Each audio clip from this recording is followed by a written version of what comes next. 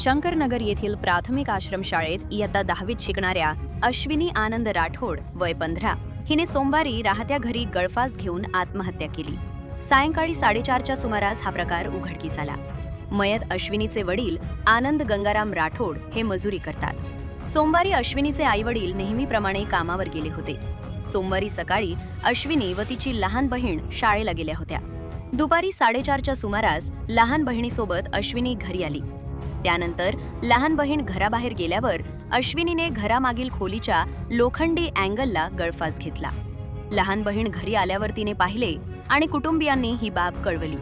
त्यानंतर नातेवाईकांनी तिला खाली उतरवून तातडीने मंद्रुपच्या सरकारी रुग्णालयात नेले, पण तिचा उपचारापूर्वीच मृत्यू झाला होता। याची नोंद मंद्रुप पोलिसात झाली असून अश्विनीने आत्महत्या का केली याचा तपास सुरू असल्याचे सहाय्यक पोलीस निरीक्षक मनोज पवार यांनी सांगितले।